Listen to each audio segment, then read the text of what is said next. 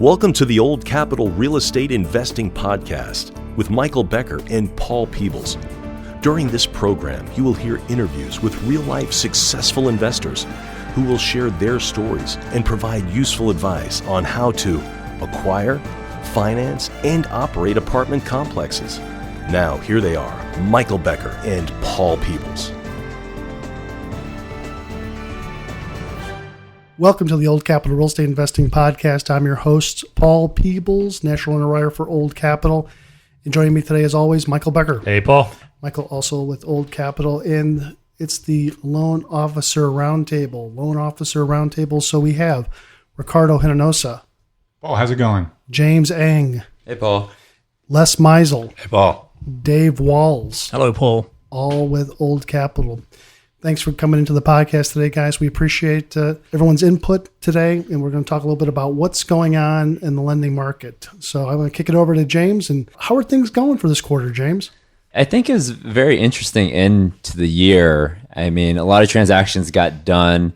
You know, interest rates came up about 75 basis points from, after the election, and they settled down in January. And a lot of listing brokers, a lot of buyers and sellers really took a pause the first couple of weeks of the year and really started considering, where this property will shake out at. So I think just in the last couple of weeks, we've seen a lot of deals, 10, 15 deals at least here in DFW being listed. And so I think right now we're going to find out how much of an impact interest rates are going to have on pricing. And so, we had a group of listing brokers at our event, and talking with them, I mean, the market here in Dallas is still very competitive, but instead of maybe 15 bidders on a property, there might be 5 or 7 now. So I think it's the buyers are thinning out, but it's still a very competitive market. And so the demand is strong for, your core markets in Texas. So Mike, National Apartment Association, the Multifamily Housing Council that we went to in San Diego. Yep. We just came back from that, say 2 weeks ago. What do you think was the general consensus, the attitude, the tenor of sales and of multifamily properties throughout the United States? I think pretty much everyone we spoke with thought that 2017 was going to shape up very similar to 2016. But, obviously, as James alluded to, the sharp raise in interest rates of about 75 basis points from the election to the end of the year certainly had a lot of people spooked. So I think maybe it's going to thin out a little bit. My personal opinion is probably similar to what James. It might thin out the buyer pool a little bit, but the fundamentals are still pretty strong in Texas and DFW specifically with the multifamily. I think Texas in general, excluding Houston, which is certainly still feeling the impacts of the oil bust from, I guess we're 2.5 years deep into that now. But I think generally the sentiment is should be another strong year. Some of the things that they talked about is all of the construction, especially here in DFW, but also in San Antonio Lesser, and then Austin has quite a bit of construction coming out of the ground, and how that's going to kind of impact. There's going to be, I think, in DFW, 25,000 deliveries of new apartment units in 2017. So it should be like the peak year deliveries, and that certainly should have some level of impact on the A product and urban core and the better suburban markets. But I think generally speaking, most people feel that the Class C and Class B won't necessarily feel the impact of the brand new product deliveries in the A market, especially if you're in, like, say, a suburban market like Irving, South Irving. You're not going to have a brand new Class A unit in Uptown is really not going to affect you at all if you have a C-class property in South Irving. So I think all in all, everyone's still pretty positive, with everyone having their eyes on interest rates for sure. How did December affect you? So we had 2 deals. We closed one in December and one in January that we got tied up in escrow before the election, and we had hard earnest money out of the gate. So unfortunately, I took it on the chin with 2 7-figure loan proceed cuts on both deals. So we had to bring, I think, over $3 million more to the table than what we initially planned on between the 2 deals combined. So it was a little tough end of the year for the good guys over here. Yeah, it's not usually a problem when interest rates rise gradually. It's a problem when they spike up, and that's what happened in November going into December. But, the thing is fortunately this wasn't our first transaction or our second transaction. I mean, I'm an experienced banker, and it was my 20th and 21st transaction as a syndicator. So having a little bit of experience certainly has helped. Knowing how to navigate the lending market certainly helps quite a bit, and then having some buffer built in the way we underwrite versus what the loan quote is. So that's one of the things I would encourage everyone who's a client of ours, listen to podcasts, you put a deal together. If you get a term sheet, for say a $5 million loan, you might want to underwrite your loan at 4.7 or 4.8 million, give you a couple $100,000 in margin of error in case there is something that happens in the capital markets while you're in escrow. Great information. James, I'm going to kick it back to you. I think another thing to consider when you're looking at these interest rates, I think I've received probably 4 or 5 market reports on interest rates and the impact on pricing.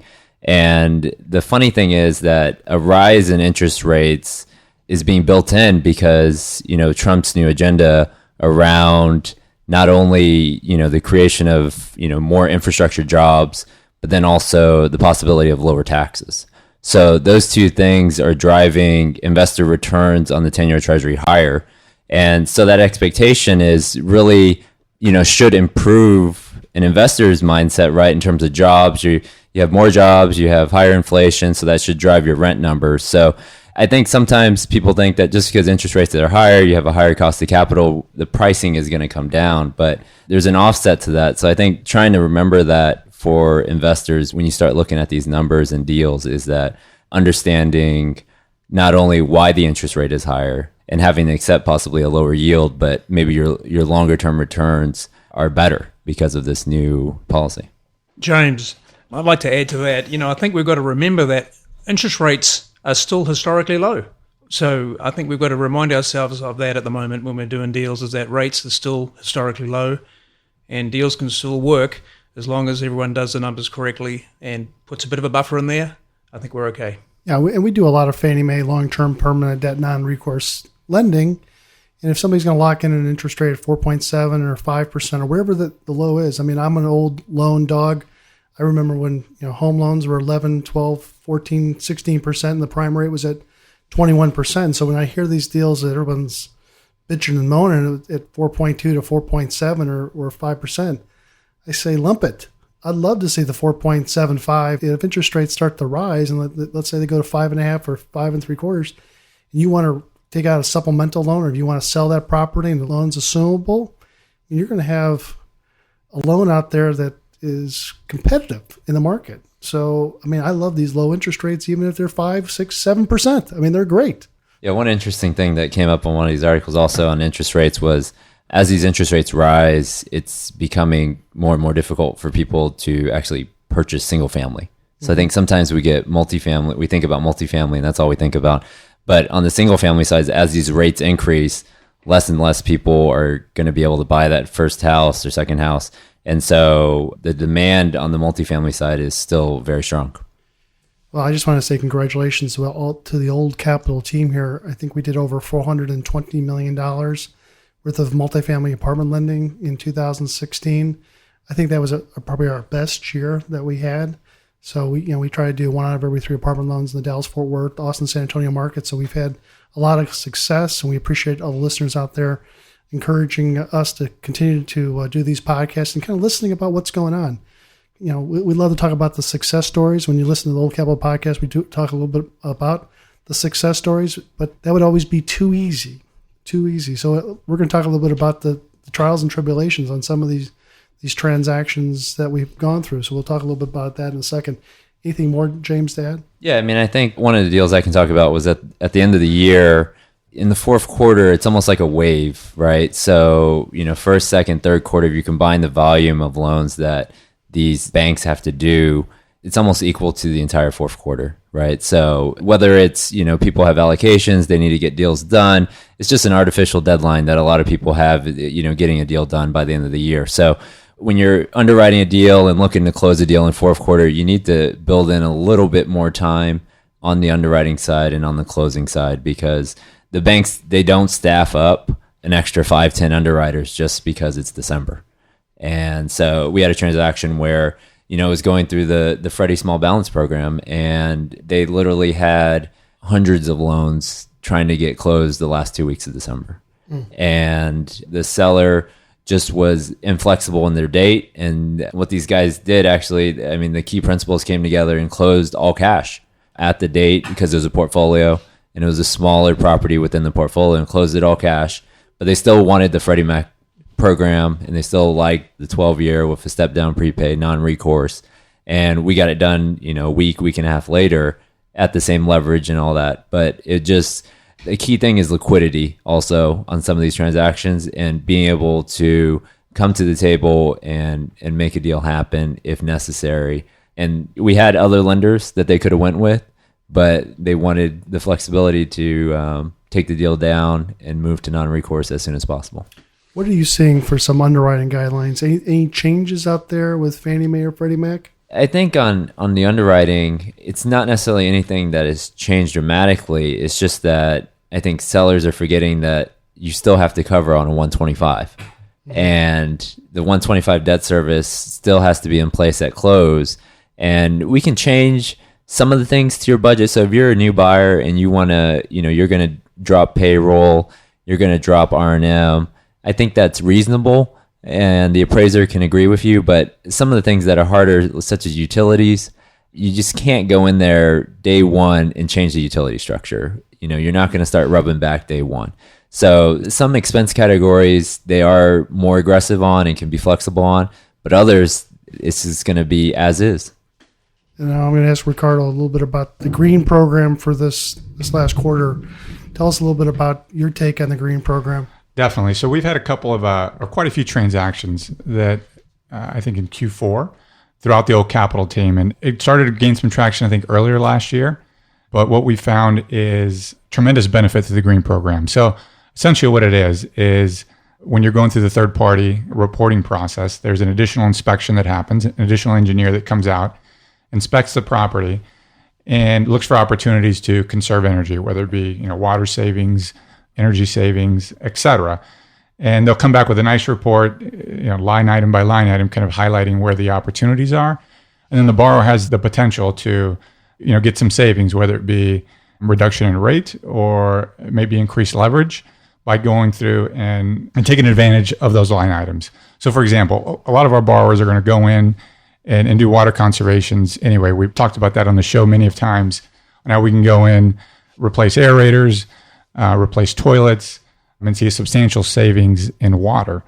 Well, if you're going to do that anyway, what our borrowers have been doing is leveraging this Green Program, working it into the upfront process, and then getting benefits, from a pricing standpoint. A deal that we are actually closing today, we're able to get about 33 basis points drop in the rate. Wow. By basically just doing, basic water conservation and some LED lighting that they were going to do anyway. So kind of a win-win.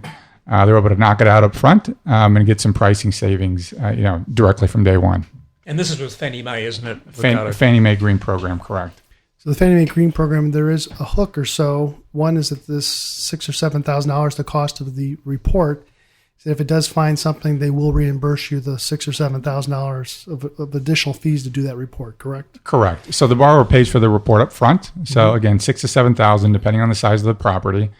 And then as long as you do something, then they will refund you the cost at closing. And what happens if somebody has already done that previously to you buying the property? That's a tough one, because let's say that you buy a property and that Green Program has been implemented.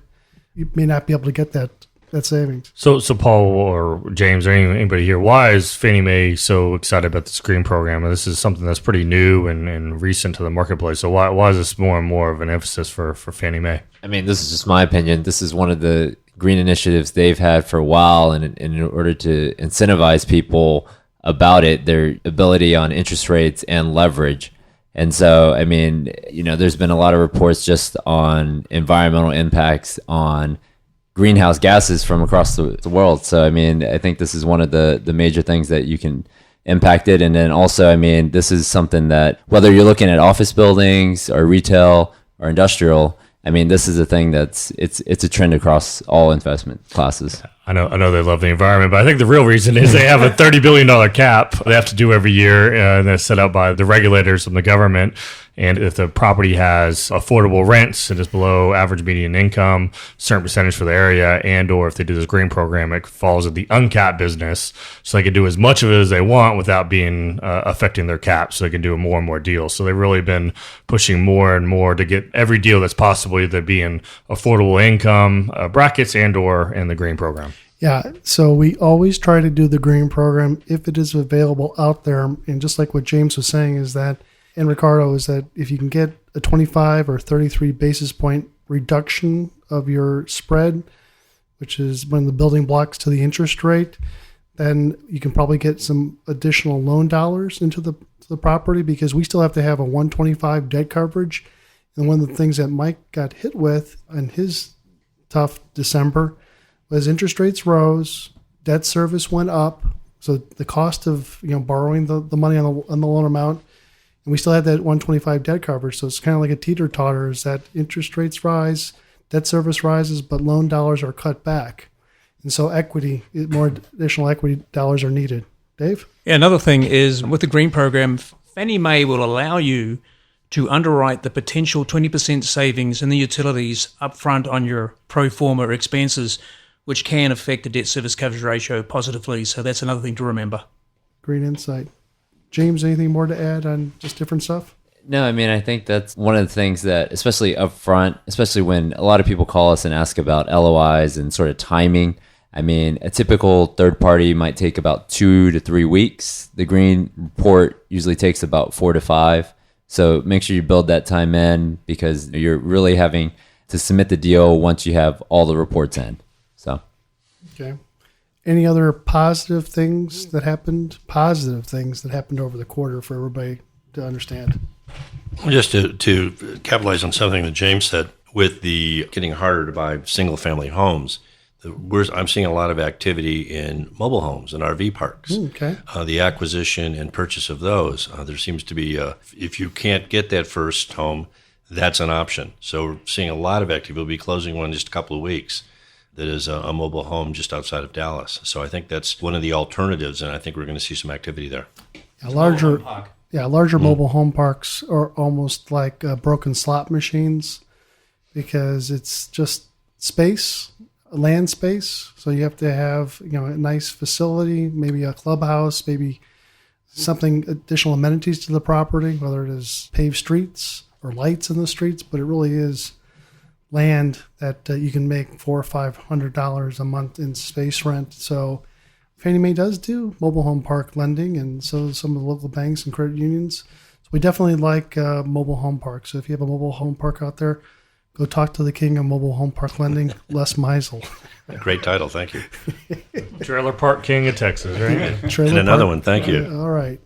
Ricardo, let me ask you how things are going for the quarter. Let's talk about some of the other things that are going on. Yeah, things are going great, staying busy. Just to give you an example of, certain challenges that come up, every transaction is unique. We've got a deal that we're working right now where we've got about 150 unit property, a stabilized asset, very clean asset. It underwrites well. We've got a strong borrowing group. 4 guarantors, all have plenty of net worth, liquidity, and experience. So, going in, it looks great. The only challenge is the market that the property it's in. This is a property that's in Wichita Falls, Texas. Mm-hmm. And again, everything looks great, but that specific market is highly concentrated with military. You got Shepherd's Air Force Base. It's actually a couple blocks from this property. And although the property is not high military concentration, it's actually only about 2%. The market is extremely heavy in military. So that type of situation, both Fannie and Freddie are very, very conservative. As all banks are going to be conservative with any concentration that high. So the challenge there is leverage. They both will do the deal. On this specific transaction, we'll end up going Freddie Mac. We're actually in the middle of the transaction right now. Things are going well, but the challenge is leverage. So the borrowing group is going to have to come up with additional capital up front. Still end up with 75% leverage on the deal, but not as much IO as what we would normally expect. So we'll end up 75%, probably 2 years of IO, where in a core market, it would be 80 in 3 years. So some of the challenges that we run into. Yeah, if anybody doesn't know where Wichita Falls is, it's the middle of no place, Texas. It's probably about two hours plus from Fort Worth, going up towards, say, Colorado, Amarillo. So it's really a distance away. It's a tertiary market. The town is how big? Oh, it's probably 10,000. No, it's 10. Well, within that, so I think the military base is about 10,000. Maybe 20,000 total, 20, 30,000 in the area. Yeah, it's a pretty small city, and the military has a large concentration. So if they have a problem, they catch a cold, they'll definitely have a problem with the housing there. So they kind of want to make sure whether it's student housing concentration or military housing or a business has a concentration in the area, they want to be kind of careful of what their leverage is going to be. And that's kind of where we look at it too. So if you find a property that's in a high concentration of military, your leverage is not going to be 75 or 80%. It may be 70 or 75, or in this case, 60, maybe 65%. So just FYI. James, anything to add to that? I think when looking at transactions in secondary and tertiary markets is really considering the yield that you're getting in those markets. Sometimes is understanding how much more premium would you rather pay to be in a Dallas or Houston, Austin, San Antonio. And I mean, a lot of people are going to secondary and tertiary markets just because of the competition. So they can't find anything here in Dallas, and they're going to those markets in order to get 50 to 100 basis points more on cap rate. And they're actually able to win the deal and not have to put, 1 or 2% hard money day one, right? They can actually take the deal down and, do their physical walkthroughs and then make a good decision. And, here in Texas, I mean, everybody likes to build. And so in some of those markets, the supply is not going to come ever, or if it does, it'll be very light. And so a couple of my clients are buying stuff in smaller, Collin County markets, but they're just about 30, 45 minutes east of, let's say, McKinney, right? So the growth is coming, but the competition isn't there yet. And so they're able to approach sellers and take down properties, but the leverage is usually capped about 75% on acquisitions. Talk a little bit about Freddie Mac. We just got some news that just came out this week about Freddie Mac increasing its loan amounts. Dave, any comments on that about Freddie Mac's increase of loan amounts? Can you kind of tell us a little bit about what they're looking for? This is good news. Freddie Mac has an existing small balance program, which they implemented 2 or 3 years ago to compete directly with banks and obviously with Fannie Mae. But Freddie Mac introduced the small balance program. Their maximum loan size was capped at $5 million. So basically anywhere between $1 and $5 million was your range for a loan. They have just recently this week, they have announced that they will go up to $6 million for loan proceeds. So $6 million now is the new $5 million. So it's now $6 million. And in some markets, depending on the number of units, and I believe it's capped at 75, they will go to 7.5 million max loan proceeds on a small balance loan. So this is wonderful news. It just will generate a lot more business for them, and also gives buyers out there a greater scope of borrowing options. Good. James? James? Yeah, I mean, especially on the Freddie Small Balance, a lot of people come to us and they might understand yield maintenance slightly, but they really like the Freddie Small Balance program because it gives you that step down prepayment. And especially on refinances, the ability to come in and really still get some interest only possibly and set the rate for 5, 7, or even 10 years on that Freddie Small Balance program. So that's going to be very competitive. And one of the challenges has always been the size, the loan amount. So I think they're going to start eating into Fannie Mae share a little bit there. Yeah, they certainly will eat into Fannie Mae's share. We've done a lot of business in the Freddie Mac Small Balance, and make sure you give us a call if there's a question concerning the Fannie Mae Small Balance loan. You cannot go directly to Freddie Mac. You cannot go directly to Fannie Mae. The only way you can get there is, say, through a lender just like us.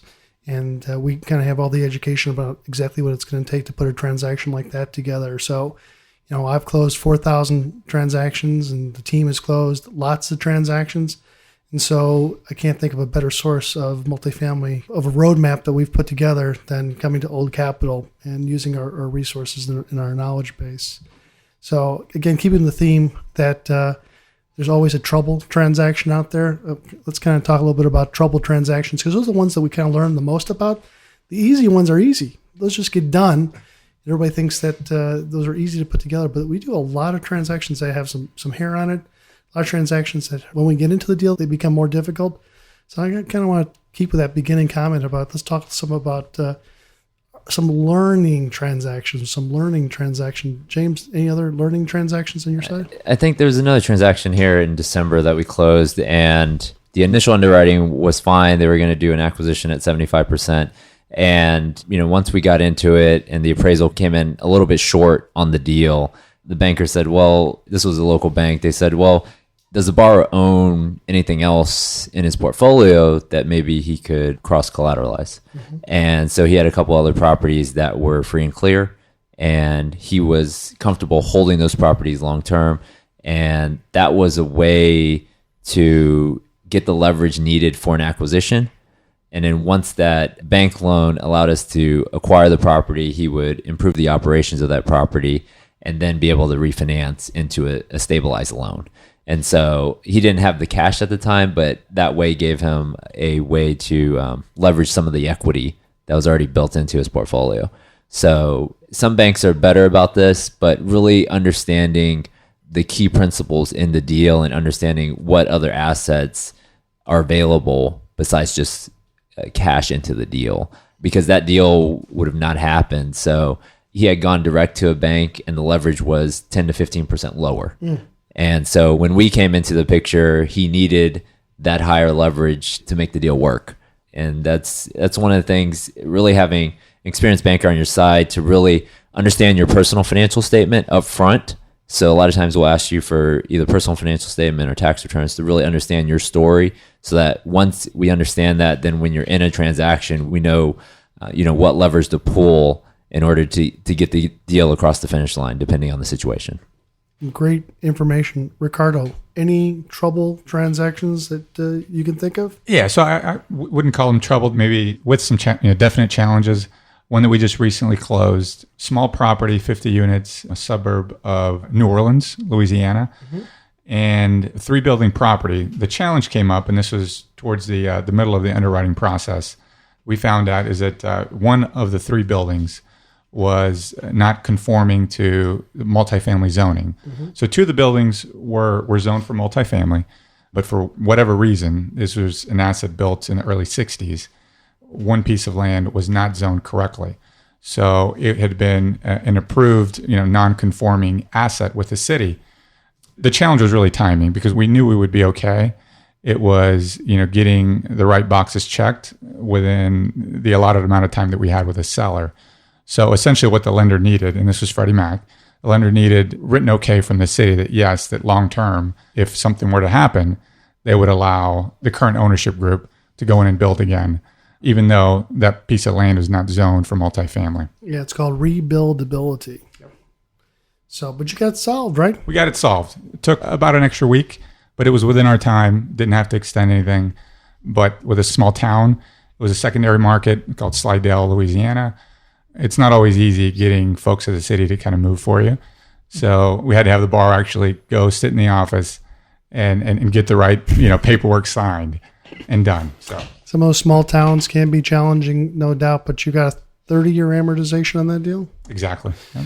Wow, that's probably worth the wait. It was non-recourse, 10-year term, 12-year? 10-year term. Yeah. I've got the full IO, 3 years of IO. So a happy client. Yeah, happy client. So I had a deal that was a problem transaction. It wasn't a problem until it was a problem. And it was a purchase acquisition, small little property over in Fort Worth, where everything was fine on the front end. We get into it, no problems with the valuation. Everything comped out okay, perfect with that. But then we get a call from the environmental company, because when we do loans, we need to have an environmental company go take a look and find out if there's any problems with utility problems, old gas stations that were underground and they were never crushed, or there was tanks or things like that. Well, we had one of those things where the apartment building was built on top of a gas station with tanks. And we didn't know that. Nobody knew that until we knew it. So that environmental group had taken pictures or looked at the property, and then they compared their notes to 1926. So there was pictures on this property from 1926 to 1961 that there was a gas station underneath our property. And we didn't know if those tanks were still there or not. So we had to do additional testing on the property. So that took an additional 2 or 3 weeks. And thank God there was no tanks that were still there with gasoline or any environmental issues. It's hard to predict some of that stuff. I mean, you can see the gas station next door, you can see some of that stuff, but what's underneath the property is sometimes harder. And especially when you're going through your due diligence process, if the seller has previous phase 1 reports, I think that can mitigate some of that risk. Yeah, always ask for that. They did. The seller did not have it. They paid for the property in cash. Their lender did not require a phase 1. And so they were as surprised as our buyer was. And our buyer had to pay for the phase 2 to determine whether there was tanks underneath the property. And thank God, as the story turns out, that was not. We closed last week probably a month behind, but we were able to close. But we had to get this thing taken care of first, because if we had found that there was oil or gas products underneath, we would have collapsed the transaction, and the seller would have been in an even worse part, because they probably could have not sold the property until they mitigated some of the soil issues. So that can be difficult.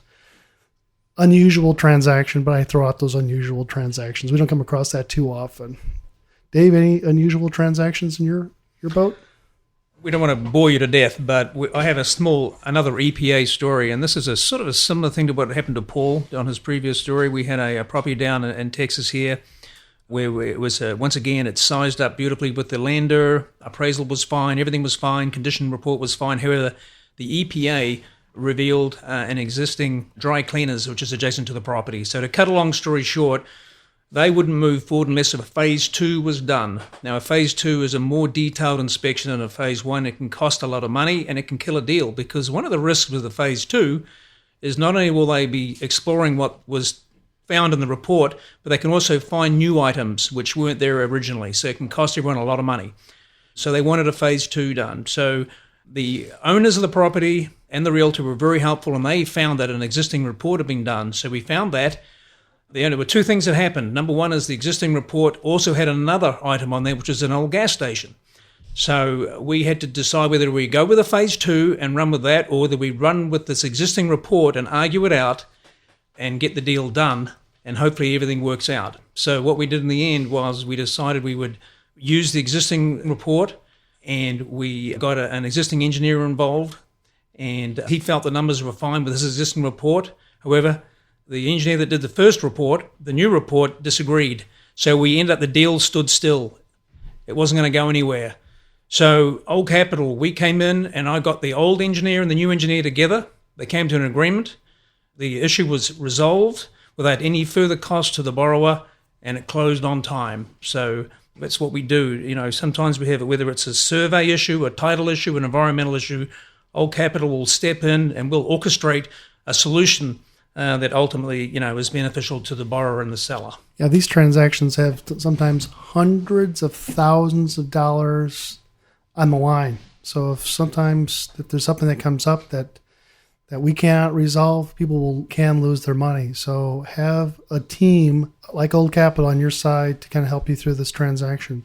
James, anything more to add about what's going on out there too?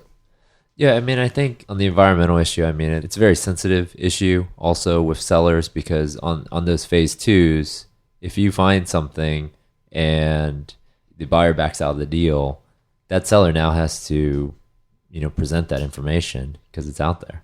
And so being very sensitive on the environmental side is key. I used to work at G Capital, and they were super sensitive on environmental.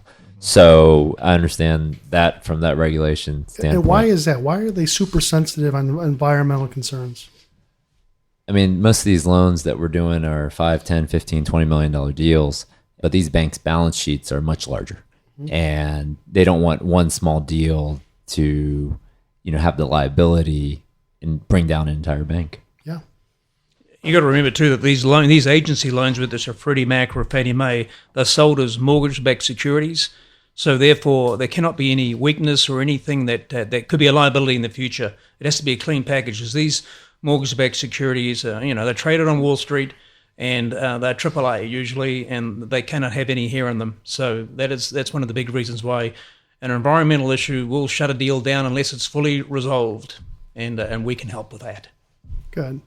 Let's just kind of wrap this up. What do you think? How's the business right now, Ricardo? Business good? Business is good. As these guys mentioned earlier, everyone's expecting 2017 to be very strong. We're out of the gate fast, and things are going well. It's pretty competitive. Rates have gone up, but the appetite for commercial real estate, at least here in Texas, is still extremely strong. Good. James?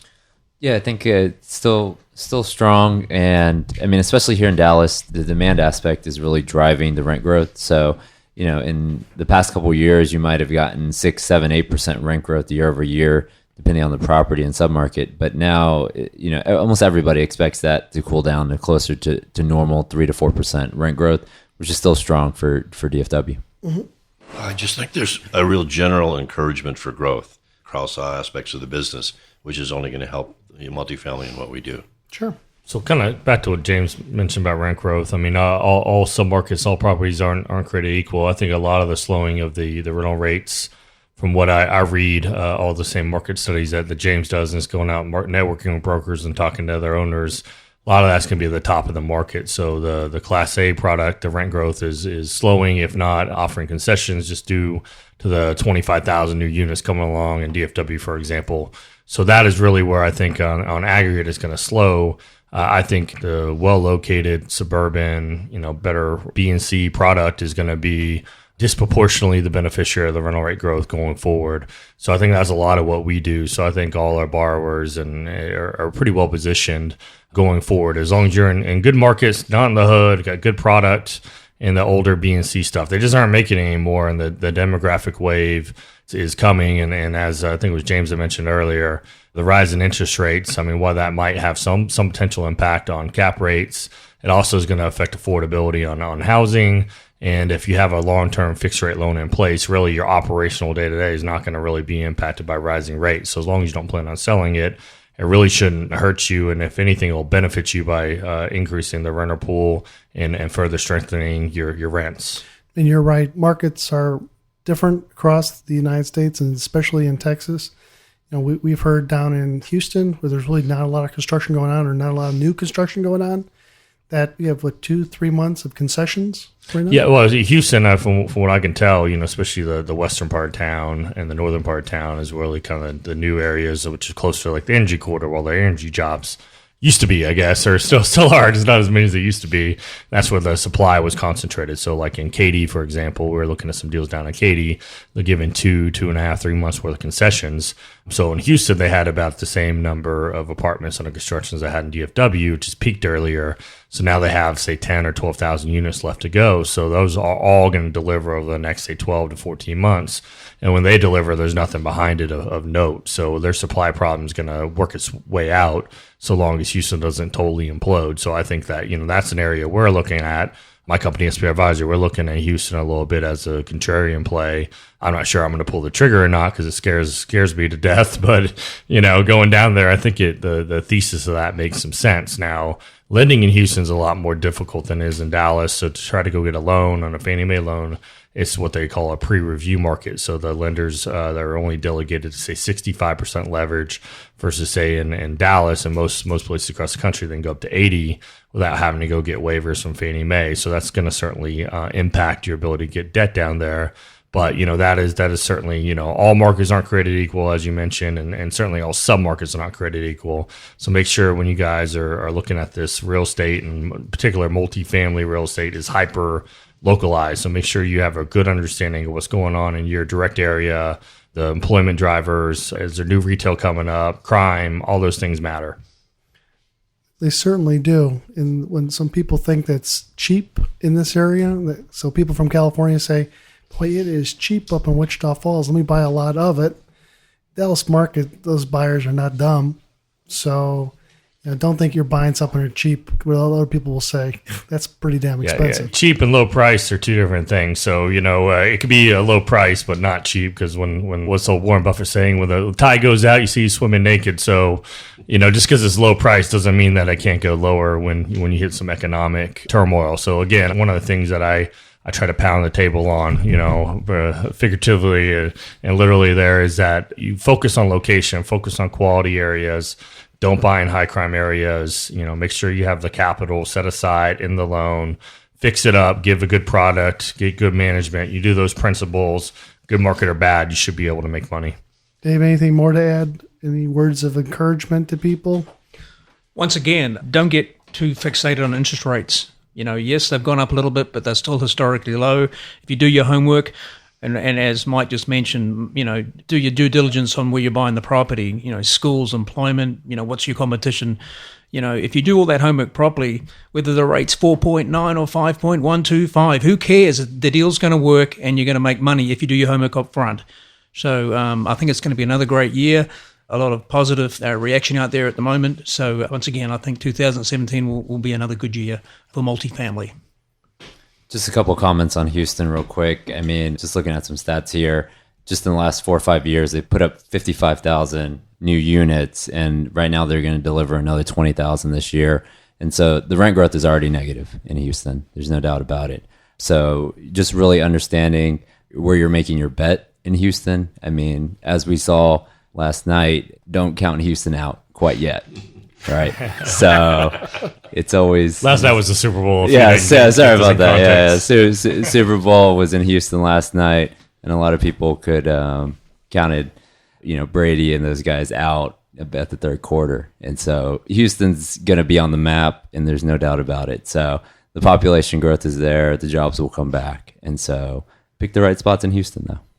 Some great info from the Old Capital Loan Officer podcast here. So I appreciate everybody talking a little bit about what's going on in their lives and what's been successful, what's not been successful, because the ones that are, even though we're able to cure a lot of problems, sometimes these do take some experience about getting through it and not putting at risk hundreds of thousands of dollars of people's earnest money and pursuit costs and lawyers' fees and things like that. Make sure you travel with the team that knows about what's going on. Certainty of execution, right? That's of utmost critical importance when you're doing these deals. That Paul mentioned, you have a lot of money at risk. So and lending is usually 75-80% of the capital stack. So don't mess it up. Don't mess it up. All right. So talk a little bit about what's going on for the Old Capital Speaker Series. When's our next meeting on that? Where's that at, Les? We have it. It's the Grapevine Convention Center. I believe it's March 8th. We have Greg Willett coming to speak to us and kind of giving us the state of the market in Dallas and in Texas, a little bit across the U.S., what's happening in multifamily. And if you can go to an event, that Greg Willett is very good because it's nothing but apartments. And it goes into great detail about what's going on in the state of Texas and going on in the nation. And then so what's going on with rental growth and what type of amenities people can expect. And it is just, it's fantastic. Another good thing about the speaker series, Paul, is just networking. So if you're an aspiring apartment owner and you want to go meet other people that are in the business and doing what you're doing, or the brokers that sell it, going to the Old Capital Speaker Series is certainly a good way to meet other people in the industry, specifically here in DFW. Great point. In the second Old Capital Speaker Series? It's April 26th, and it's Dr. Dotzer, he's retired head of the real estate group at Texas A&M, economist. And there's just two things about it. If some of you may have listened to him or have seen him, but as brilliant as he is and understands the market and where we're going, he's also a great, great speaker. He brings it down to my level. And if he gets to my level, he can get to everybody's level. But he's a great speaker. And when you see it, please respond. It will be sold out. I've never been at one of his sessions that didn't have any less than 600 or 700 people at it, and they're always sold out. So please mark that down in your calendar, and we look forward to seeing you there, and it will be well worth your time. And he typically charges about $100 a seat to $100 a seat, and that's what Paul wants to charge. That's what I'd love to charge. But we're not going to charge that because we want you to hear him. Yeah, so if you come to listen to Dr. Dotzer, which I thoroughly recommend you go take a listen to and do some networking, I think he'll spell it all out in English about what's going on in the economy and what's going on with your money. He focuses on commercial real estate. That's something you do want to listen to. So make sure you send RSVP to info@Old Capital Lending. Send an RSVP, send your email address with your name and how many people are going to attend. I will not charge you, or we will not charge you in that event, but we certainly could because the content is spectacular. Good stuff. And again, that's April 26th at the Grapevine Convention Center. Perfect, Les. James, anything more about what's going on with the podcast? Yeah, if you haven't gotten our white paper or our due diligence checklist, just send us an email at info@oldcapitallending.com, info@oldcapitallending. And then also, if you haven't rated the podcast, give us 5 stars on iTunes. That would be much appreciated. So that's really it, and we've been getting good response back from the Ask Mike Mondays, Paul, that we've been doing. So we're several weeks deep into that now. Any questions you have that you want us to discuss on, kind of bounce around, just make sure. I'll give you another website. Go to the oldcapitalpodcast.com. There's an info page. You can type in a question there. So oldcapitalpodcast.com. And then the contact us page, and you can type in a question, and we'll certainly try to get around to that on a future episode. Yeah, so everybody's been talking about this Ask Mike Mondays, where we ask Mike a question about what needs to be done or how it gets done, I mean, Mike is just a wealth of information. So make sure you ask a question. We'll get that question pushed out to everybody to listen to. And Mike, I know we've been asking for it, but are you flexible if someone wanted to talk with you? Yeah, just certainly shoot me an email. You can either through my Old Capital email address or through SPI Advisor, where we go out and do syndications. It's I'll give you that email address out as mbecker@spiadvisor.com or mbecker@spiadvisor.com. Get to know Michael Becker. Guys, I can't thank you enough for being on the podcast. We have Dave Walls, Les Meisel, James Eng, Ricardo Hinonosa, and of course, Michael Becker at the Old Capital Podcast. Thanks for listening, and we'll talk to you soon. Thanks. Thanks for listening to the Old Capital Real Estate Investing Podcast. Please join us at oldcapitalpodcast.com to sign up for our weekly email updates. We'll see you next week for another great interview.